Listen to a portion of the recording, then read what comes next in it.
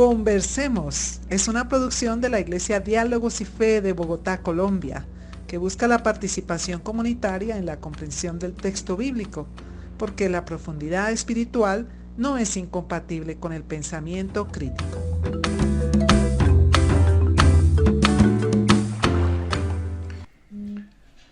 Un saludo especial a toda nuestra audiencia. Este es el podcast Conversemos, el podcast de la Iglesia Diálogos y Fe.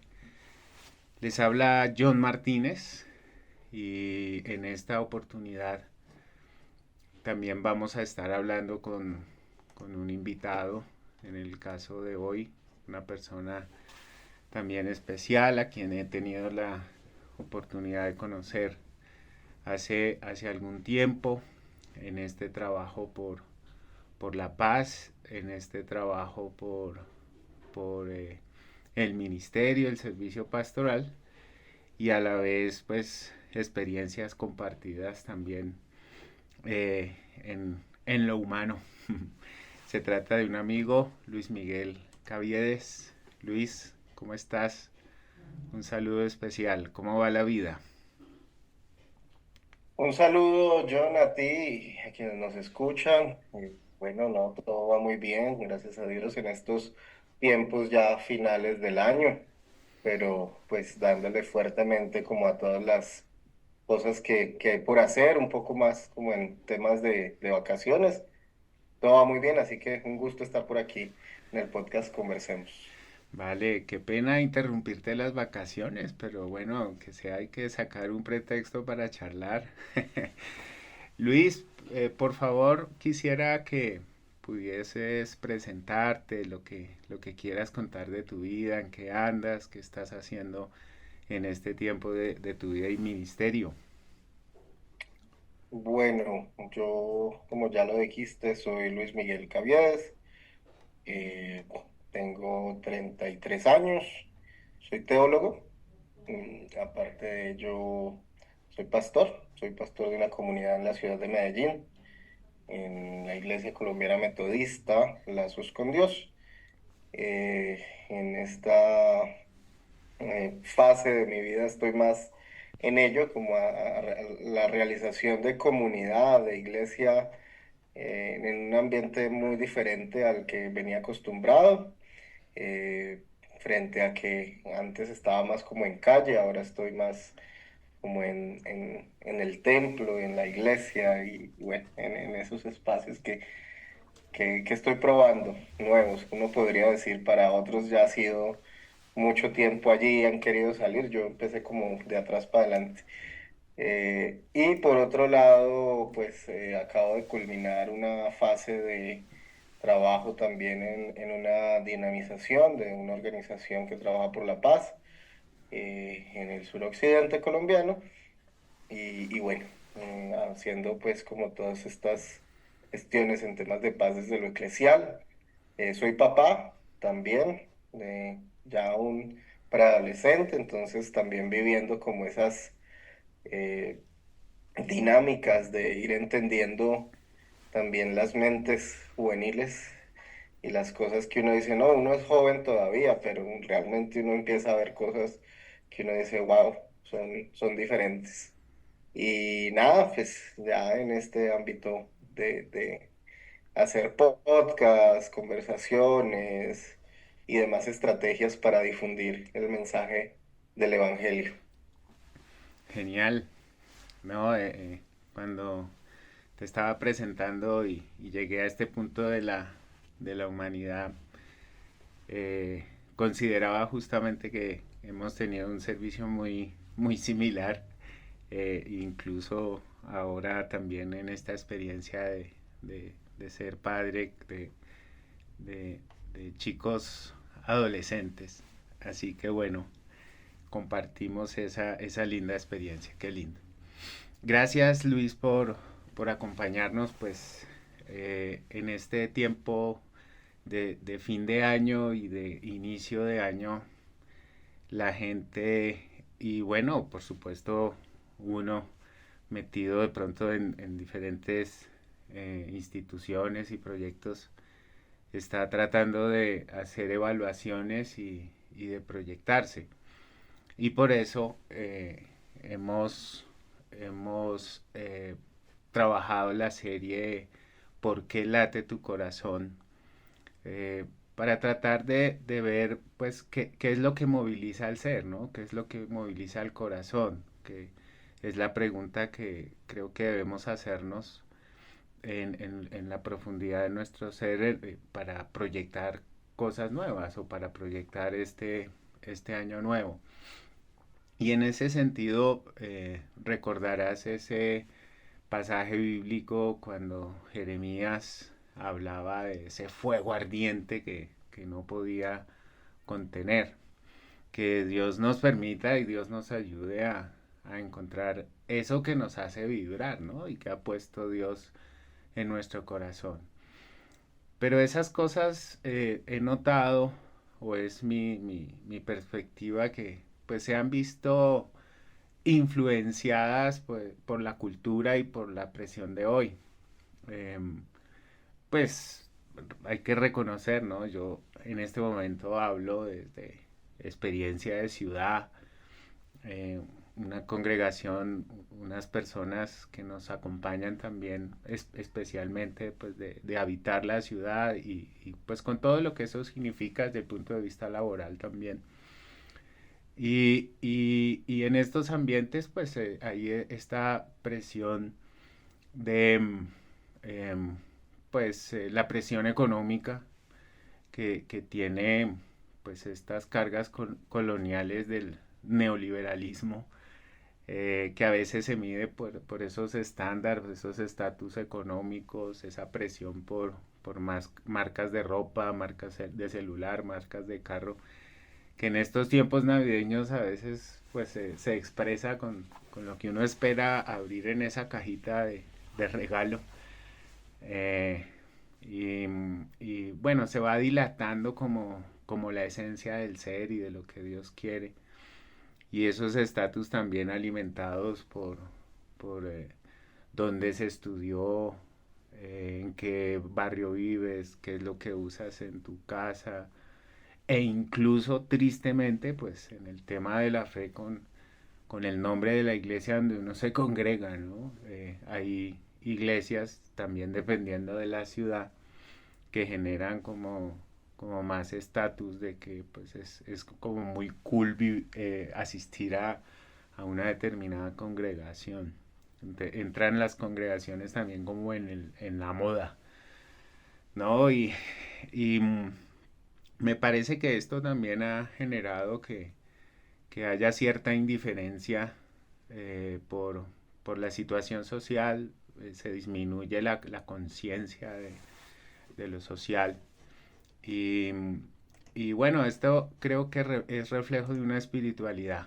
Es una espiritualidad que conduce a eso. Y creo que como servidores y más que nada como hombres y mujeres de fe, necesitamos preguntarnos si estamos siendo partícipes de esa presión y por estos tiempos de transición entre un año que cierra y un año que empieza y si vamos a establecer metas o en qué lugar vamos a habitar desde nuestro corazón para seguir nuestra vida, hacia dónde o qué sentido tiene, ¿no? ¿Por qué late nuestro corazón y hacia dónde y qué es lo que vamos a hacer? Te quería preguntar, Luis, en esta experiencia también que nos mencionaste una transición, un cambio de enfoque, seguro también por el tipo de persona a la que sirves, lo cual de alguna manera te ha ampliado la perspectiva de servir en dos ciudades diferentes y demás. ¿Cómo podemos abordar el desafío que tenemos como creyentes y como comunidades cuando pues la gente está buscando, digo yo legítimamente, un marco de dignidad socioeconómica, ¿sí? Pero está ahí con esas nubes de presión por, por, por, por ese estatus y por esa tratar de superarse con esa noción que podríamos llamar neoliberal. No sé cómo lo ves, Luis. Sí, John, mira, yo veo primero que estamos como en una pelea constante con ese sistema, ¿no? Y que de una u otra manera, cuando, digamos, las personas buscan de una u otra forma llegar a una comunidad, o un lugar, una iglesia, un espacio de fe, un espacio espiritual, creo que la gente va buscando incluso el poder ser reconocidas dignas, ¿no? Muchas veces ahí creo que hay un punto y es ese sistema lo que nos hace entender es que esa dignidad como que se alcanza, como que hay que llegar a un estatus y llegar hasta ese lugar. Pero siento que para nosotros debería ser, es como cambiar un poco el lenguaje, lo cultural en ese sentido y verlo más hacia a que las personas mismas puedan reconocer su dignidad. ¿Cierto? Y entonces, reconocer su dignidad de la que ya les ha sido dada por Dios, reconocer su dignidad de que, pues, de una u otra manera, no tienen que alcanzar el estatus socioeconómico, no tienen que alcanzar ciertas modas o ciertas formas o ciertas iglesias, ¿no? También, porque las personas van con ese sentido, ¿no? Es un punto más o menos como en la lógica de que la pobreza es un fracaso moral, ¿no?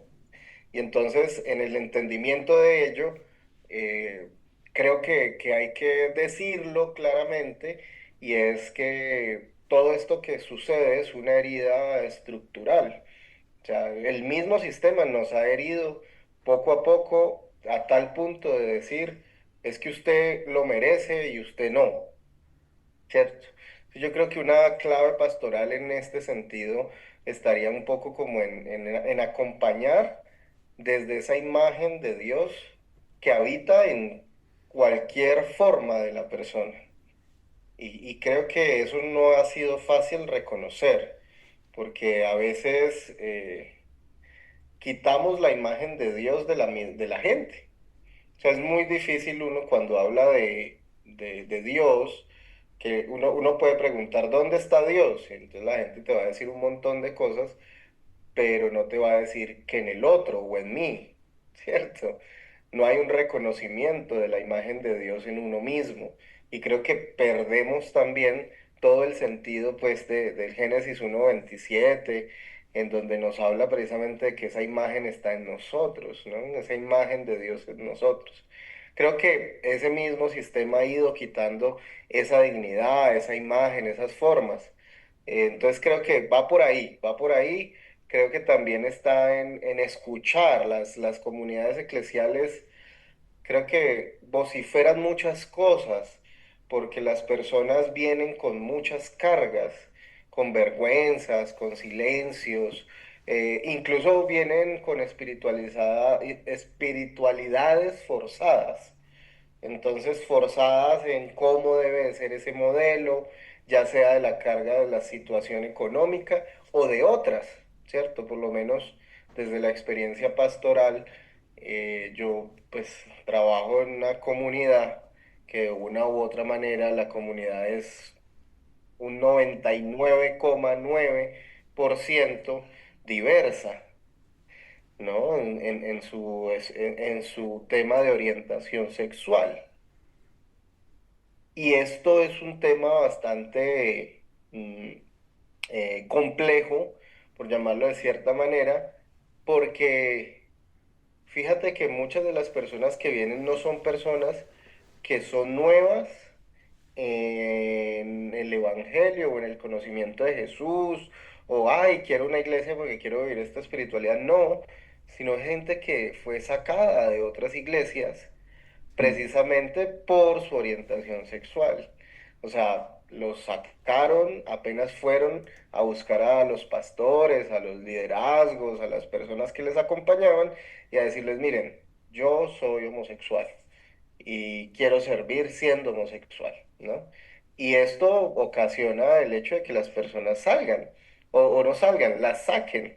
Entonces la persona viene con la vergüenza o posiblemente venga con el silencio de haber luchado mucho tiempo con su orientación sexual también mm, y entonces hay una espiritualidad forzada. Tanto así, que hay imágenes de Dios distorsionadas también. mm, Entonces empezamos a ver a Dios de unas formas bastante complejas. Entonces yo creo que escuchar el sufrimiento de la persona es importante también, escuchar su experiencia, cómo viene, esa frustración precisamente en esta perspectiva. Y creo que hablando de lo socioeconómico, hay muchas frustraciones en perspectiva de lo que han hecho pues ciertas comunidades con respecto a lo económico. mm. Entonces, yo he tenido personas que dicen, bueno, ¿y aquí cuántas veces se diezma? ¿Cuántas veces se ofrenda? Y yo, ¿cómo así? No, eso es dependiendo de las veces. Y entonces, claro, uno empieza a escuchar y entonces empieza a escuchar experiencias, cargas, personas que se les dijo que en algún momento iban a ser supremamente abundantes, pero si daban y de una u otra manera. Mm, Entonces siento que eso y una tercera forma, diría yo, sería desmontar esas teologías que violentan la dignidad, ¿no? Porque las iglesias tienen unos lenguajes teológicos o unos discursos que definitivamente o trabajan en la perspectiva de la dignidad o definitivamente la violentan. Y eso sí que tenemos muchos. O sea, hemos sido criados con una teología colonial, ¿no? Y esa teología colonial pues siempre nos ha traído el poder, la espada, la guerra, como algo positivo. La discriminación, si no es un modelo propio de persona, ¿no? Persona blanca, hombre, rica, y si no es así, pues no lo es. Y entonces cantamos canciones que muestran a un Dios guerrero, violento, y aparte de eso amamos esa violencia. Y entonces muchas veces entramos en esos discursos. Por ejemplo, si tienes fe, vas a prosperar, o Dios te está probando, o algo estás haciendo mal, ¿no? mm.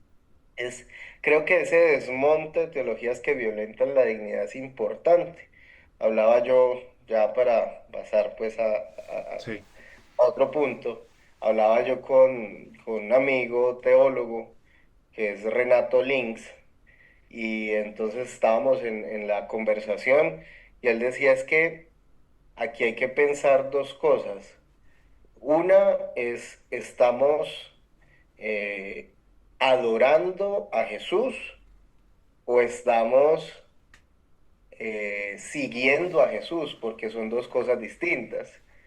Entonces él decía, yo nunca en la Biblia vi que Jesús le dijera a sus discípulos, adórame, ¿cierto? Adórame, adórame. Pero sí decía, sígueme. A cada persona le decía, sígueme. Y yo me ponía a pensar sobre eso y es que tiene toda la razón. En la adoración, pues no hay transformación, no hay cambios, no hay desmontes, no hay deconstrucción, ¿cierto? No hay frustraciones. Perdóname ahí por el perro. Pero sí en el seguimiento. En el seguimiento hay todo eso, ¿cierto? Hay una frustración, hay un choque de teologías, de pastorales, de acompañamientos y demás. Entonces yo creo que eso también es importante. El desmontar esas teologías nos ayuda a ver si adoramos o si seguimos. Y en eso se nos va pues toda la vida. Sí, seguro. Bueno, nos has soltado unas perlas muy bonitas, unas proyecciones de vida muy especiales.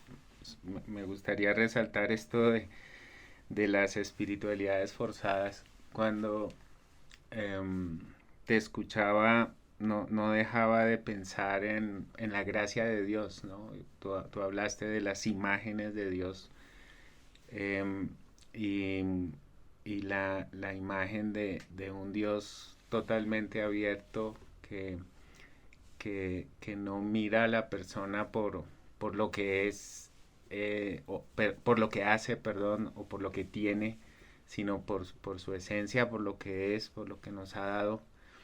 Em, eh, digamos, no hace que esa imagen de Dios no hace que la gente tenga que tener un molde para poder agradar a Dios, ¿no? O poder llegar a un estatus para agradar a Dios.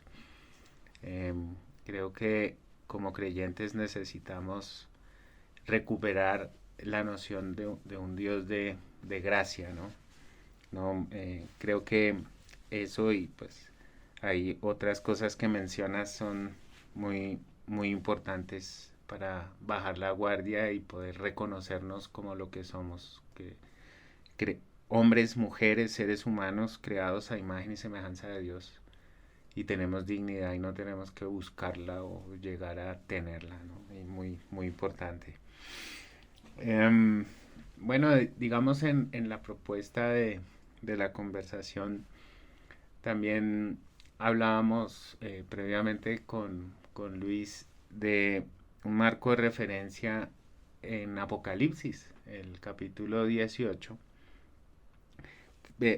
formulándonos también esta pregunta, que ¿cómo hacemos para guiar o amparados en la Biblia proyectar o tener un marco de referencia para reconocernos en esto de ver pues el fondo, ¿no? De cuáles son los lineamientos de un abordaje para poder ser comunidad. Y resulta que en contraste supuestamente con la gracia, Apocalipsis 18 nos habla más de juicio, pero también nos ayuda a ver un poco lo que Dios repele, ¿no? O por lo menos lo que el texto bíblico está mostrando como una imagen que genera rechazo, digamos, por la comunidad que recibe esto. Y parece un resentimiento de clase. Cuando uno lee este capítulo, pues se ve claramente que pues hay un sentido de justicia por una ciudad o hacia una ciudad pues, que ha maltratado gente, que ha sacrificado gente, ¿no? Y hay pues unos personajes, especialmente en el ámbito político, los reyes, y también pues en ese marco están los comerciantes. Entonces se ve claramente una suntuosidad, un derroche, una exacerbación también del ego en razón de la posesión y del comercio, que en la que se ve un modelo cultural y hay un juicio contra eso porque pues se está anunciando que esta Babilonia, que es Roma, va a terminar incendiada. De ahí el versículo 8, eso me llamó muchísimo la atención, me cacheteó, porque habla de pestilencia, aflicción y hambre, que es como el miedo que tenía esta gente opulenta, pero que efectivamente les llegaría, ¿no? Y no dejaba de pensar en otras formas de llamarlo que son problemas contemporáneos. El tema de la pestilencia, pues recién salidos de tremenda pandemia y todos los problemas de salud. El tema del hambre, pues las condiciones socioeconómicas, que no estamos ajenas a esa situación, ligadas a otras problemáticas sociales. Y el tema de la aflicción con la salud mental hoy día, que también es todo un tema con los problemas de trastorno de ansiedad y demás, que está causando estos modelos también opresivos. Y que pues tú mencionabas que hoy la gente con estas espiritualidades forzadas justamente vienen con asuntos de ansiedad y que pues se nos instalan también dentro de nuestras propias dinámicas de fe, ¿no? Y en esta cita bíblica también ha llamado la atención esa lista de las razones por las cuales los comerciantes lloraban, porque estaba la ciudad humeando, ¿no? Y ahí menciona una cantidad de posesiones materiales, todo materialismo, y al final de la lista, en el último lugar, aparecen los seres humanos comercializados. Dependiendo la versión, pues ahí resulta dramático. Algunos mencionan las esclavos, otros dicen esclavos y seres humanos. Pero esto devela, digamos, la condición del ser humano, que siempre ha sido igual. Se priorizan otras cosas y el ser humano termina oprimido, termina forzado, usando tu misma expresión. Em, y bueno, viendo ese contraste, ¿no? Creo que ahí claramente hay un juicio contra ese proyecto cultural, digamos, que exacerba la posesión, el dominio, el poder, que trata de unificar todo bajo una misma, forzando todo, ¿no? Bajo un mismo modelo, no permite, digamos, como esa diversidad, sino todo amparado o uniformado, ¿no? Y pues el contraste es un sentido de justicia en el que pues hay un derramamiento de sangre, gente oprimida que pues Dios no se olvida de ellos. Eh, eh, yo quisiera preguntarte, Luis, de pronto en esa perspectiva, que, bueno, ya nos adelantaste varias cosas, pero no sé ahí con esta lectura de Apocalipsis si hay otros rasgos que se constituyan en un marco espiritual alternativo, ¿no? Ahí vemos la justicia, nos hablaste de inclusión, seguramente con esta lectura por ahí se ampliaron más, ¿no? Y de pronto si quieres compartir alguna experiencia, a lo mejor que se te venga a la mente y al corazón que ha ilustrado un marco espiritual alternativo. Mm, Ay, John, me pones en una, mejor dicho. Es que este texto de verdad es bastante fuerte, pero nos muestra un poco de lo que nos dice este filósofo, ¿no? Byung-Chul Han, un poco de esa sociedad del cansancio. ¿No? Una sociedad cansada, precisamente una sociedad cansada por todo lo que tiene que hacer, por todo lo que tiene que consumir, por todo lo que tiene que verse en todo ello. Y creo que, yo creo que aquí nos tocaría pensarnos, eh, por ponerlo en una perspectiva de si Babilonia no es el camino, ¿cuál es el camino? Mm, ¿Cierto? Porque Babilonia nos pone en eso, como en la opulencia, el poder, la fuerza. mm, y yo me iría un poco a pensarnos en cómo inicia Jesús su movimiento. Yo creo que ese sería un poco el sentido de caminar. No me iría hacia el libro de los Hechos, poco porque Pablo siento yo que de una u otra manera muestra un poco de esa opulencia, pero sí me iría al caminar de Jesús con sus discípulos, ¿no? Y creo que en todo ello, mm, creo que todo tiene que ver con ese acompañamiento que Jesús hace a las personas con las que camina. Creo que esa forma de la que hace que Babilonia colapse, pues tiene que ver con la confusión de esa acumulación, ¿no? De ese éxito como una vida vivible, de esa gran necesidad, deseo, presión cultural que hay allí, a tanto que, como dice el versículo 13, pues están las almas humanas también dentro de esa comercialización, que no está muy alejada de lo que hoy tenemos. Vayámonos a, a total. las, sí, a las grandes iglesias, por ejemplo, ¿cierto? No por hacer una crítica de, es que ustedes allá sí, no, pero pensémoslo un poco en esta perspectiva de hasta en dónde se nos metió el sistema. Entonces uno cómo piensa, por ejemplo, que una iglesia es buena, ¿cierto? Porque tiene un montón de gente. Sí, Allá yo sí voy porque hay un montón de gente y se siente el espíritu, porque la gente genera, sí, un montón de personas, cantos juntos, todo lo demás, hay mucho calor, hay muchas luces, hay muchas cosas que de una u otra manera genera cierta necesidad espiritual, ¿no? Yo podría decir que ayer en donde estaba, allá en la calle del Sabor, estaba el espíritu, porque igualito. un montón de gente que colapsó la calle, ¿cierto? Sí, estamos hablando de la Feria de Cali por ahí para los oyentes.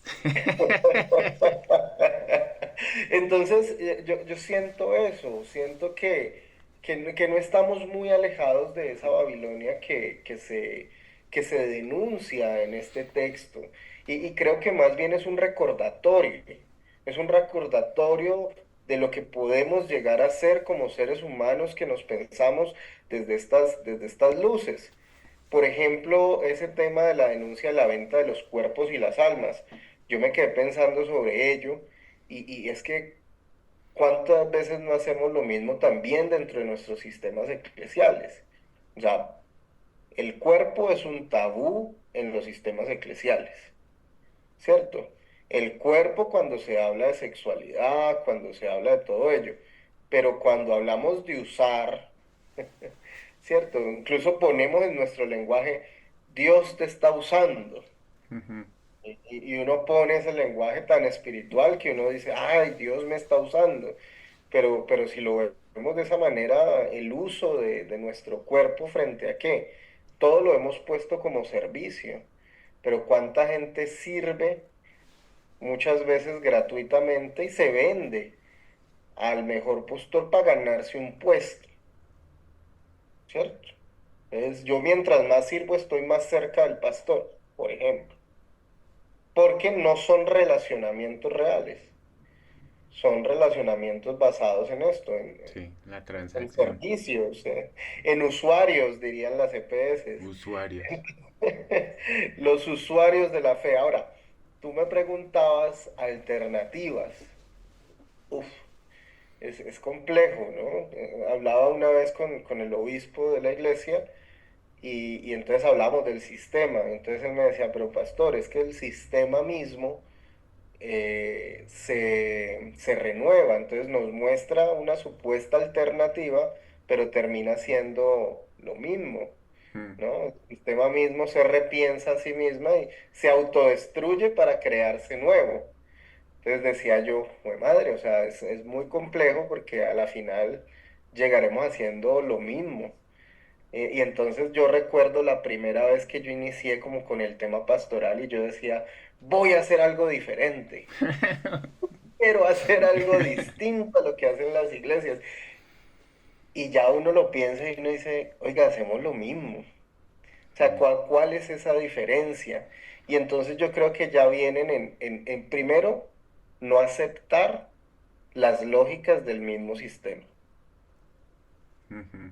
O sea, son muy seductoras, eso sí, porque es el poder en sí mismo el que te empieza a mostrar que, todo el mundo te dice pastor, todo el mundo te pide opinión y tú los miras desde arriba hacia abajo, ¿cierto? Lo hablábamos ahora fuera de todo esto. Mm. A veces uno no puede mostrarse vulnerable porque la gente piensa que uno habla de tú a tú con Dios, ¿no? Y entonces estamos por allá y tenemos todo el diálogo con Dios de un lado a otro, pero no, realmente no. Siento que vuelvo a Jesús nombrando a las personas como hermanos y hermanas y luego diciéndoles incluso ya no serán mis siervos, serán mis amigos. Qué Creo que lindo. ese es el reto. El reto entra en comunidades que se reconocen interdependientes, ¿cierto? En que nadie se salva solo, que nadie Mm. fracasa solo, que nadie carga todo solo. Mm. O sea, que la dignidad se sostiene como en red, porque es que el reto de la salud mental nos muestra eso. Porque la gente hoy, en su gran mayoría, entra en una gran depresión, porque se siente sola, porque no se siente escuchada.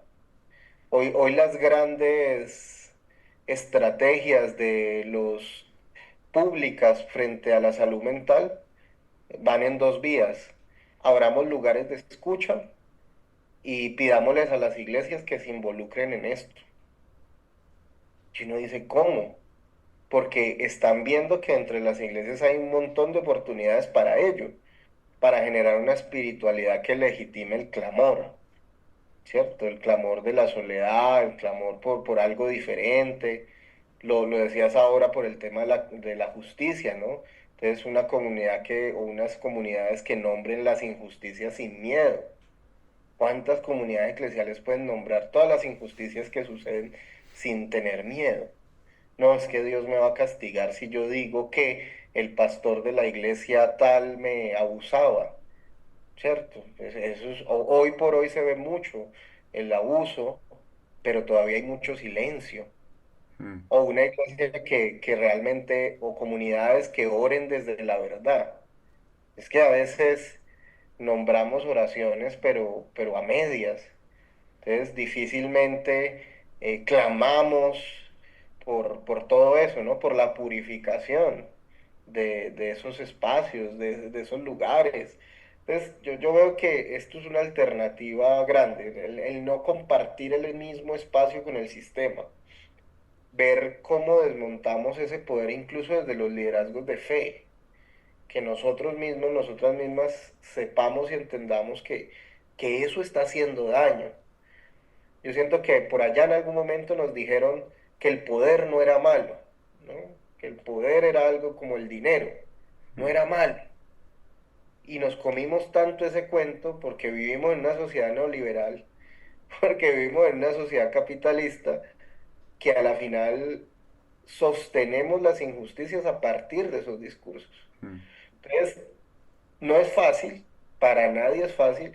Es más, este lado de hacer comunidad es difícil porque a la final uno va a tener siempre que pensarse, estoy cayendo allá, estoy haciendo esto de esta manera, esto está en mí, dónde me tengo que desmontar yo, dónde tengo que pensar en algo importante y ahí ya en esta época del año, donde está acabando y empezar a ver qué existe, siento que habría que empezar a tener metas alcanzables también.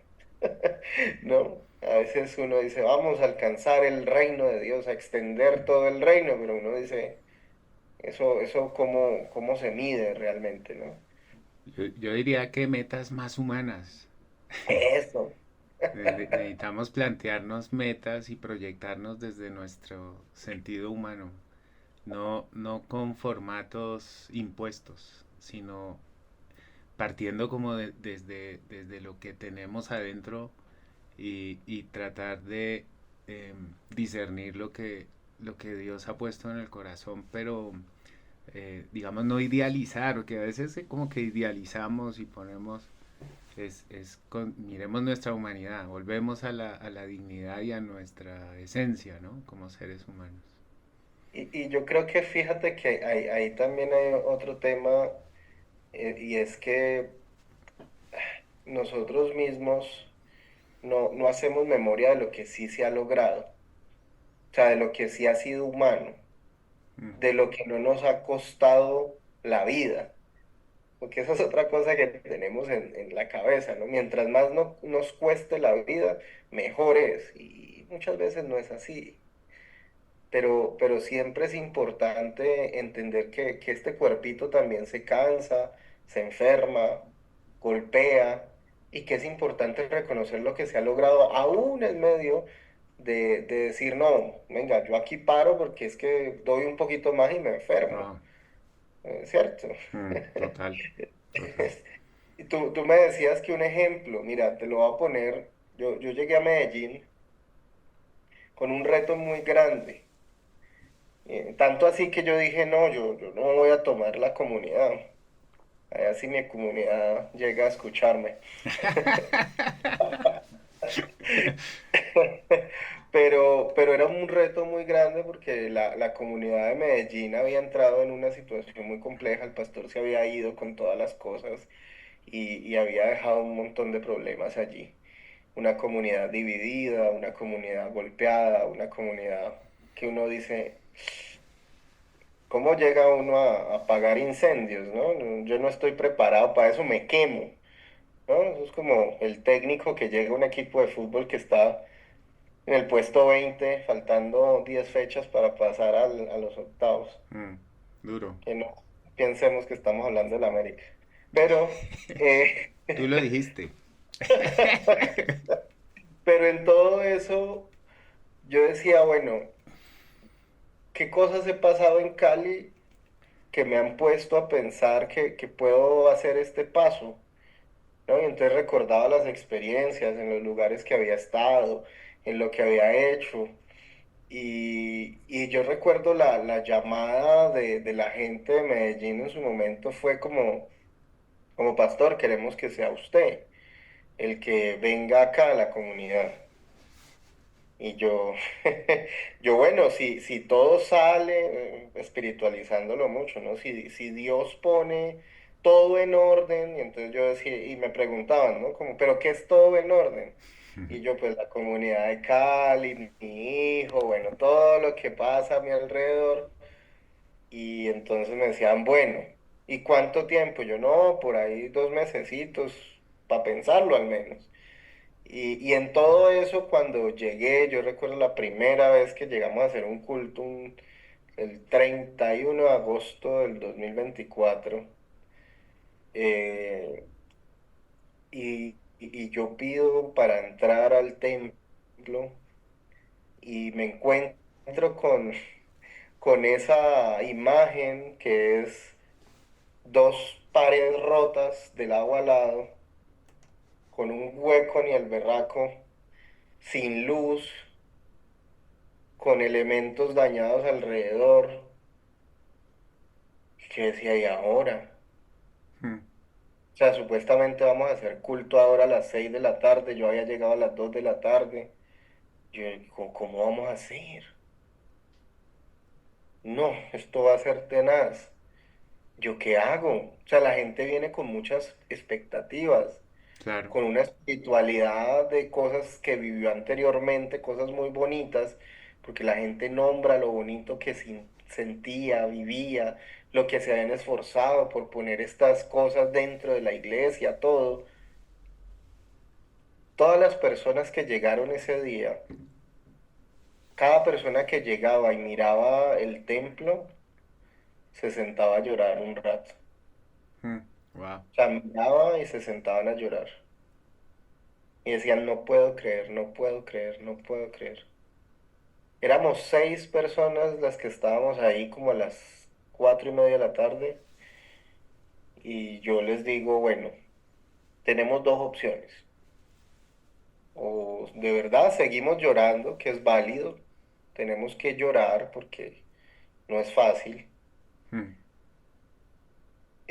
Y hablamos de todo esto, de lo que ha pasado y en vez de hacer culto hacemos un momento de sacar todas estas cosas y demás y así mismo le decimos a todas las personas. O buscamos qué quedó y con lo que quedó vamos armando aquí las paredes y todo lo demás. O sea, vamos reconstruyendo poco a poco. No va a ser el gran templo, pero podemos hacer algo interesante. Y entonces recuerdo que ahí oramos, nos paramos y empezamos a buscar cosas, cosas que se habían desechado, ¿no? Cosas viejas, púlpitos viejos, maderas viejas, Biblias viejas, cosas viejas. Y con esas cosas viejas hicimos el primer culto, con lo que sin había. música, porque no había, ¿no? La música era un celular que sonaba de fondo como guía y el resto un canto de toda la comunidad. yo ahí sentí que esa era la forma, que ese era el lugar. Mm, eh, que como en el Apocalipsis no todo termina en ruinas, sino en vida restaurada, eso iba a pasar también, que no eran las ruinas que estaban en ese momento, que todas las cosas que estaban en ese lugar nos podían servir para hacer realmente desde nuevos cimientos una comunidad distinta. mm, Y desde ahí me he gozado el proceso en sí, donde no ha sido fácil cada cosa, claro. pero las personas de una u otra manera nos han puesto a mirar que hay una alternativa distinta, que hay unas formas distintas y que vale la pena llorar, pero también vale la pena reunirnos como comunidad y decir, vamos a cambiar esto, vamos a hacerlo, podemos hacerlo. Y ahí vamos, esa es la meta humana que hemos tenido hasta este momento. Oh, muy bonito, Luis. No dejaba de, cuando hablabas de la situación, digamos, logística, cuando llegaste y entraste, de pensar en nosotros como templos del Espíritu Santo, también usando la metáfora bíblica, y que podemos llegar al fin de año un poco destruidos, ¿no? También el tema de Roma incendiándose, bueno, aquí Babilonia, todos los caminos conducen a Roma, ¿no? Supuestamente. Y los comerciantes agarrándose en la cabeza viéndola el incendio. Y ahora qué vamos a hacer? No, tenía esos paralelos también en mente cuando te escuchaba y bueno, tenemos que empezar con lo que hay y desmontar esto de que todos los caminos conducen a Roma, ¿no? Hay caminos alternativos y necesitamos empezar a recuperar lo, lo que, lo que tenemos, lo que Dios nos ha dado y empezar por ahí. Y tenemos que seguir con la ayuda de Dios, acompañados. Muchas gracias por tu compañía, Luis. Gracias por este tiempo. No, Gracias dale, por... no, para eso estamos. Yo creo que estos espacios nos ayudan a crecer conjuntamente y que cada día puedan haber más que resistencias, reexistencias. Hemos resistido mucho tiempo. Creo que vale la pena reexistir con estas alternativas, como este podcast de Conversemos. Así que muchas gracias, John. Vamos a reexistir. Bueno, acostumbramos a dejar una, un- una pregunta que quede abierta y que la gente lo pueda procesar. Y bueno, eh, al trazar metas para este siguiente ciclo de tu vida, ¿qué hace latir tu corazón? Vamos a dejar ahí esta pregunta y bueno, nos vemos en una próxima oportunidad. Chao, chao.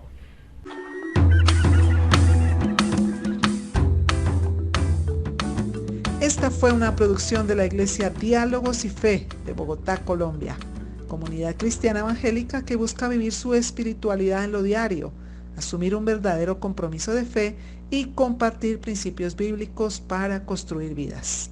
Dios quiere escucharte y nosotros también. Síguenos en nuestras redes sociales.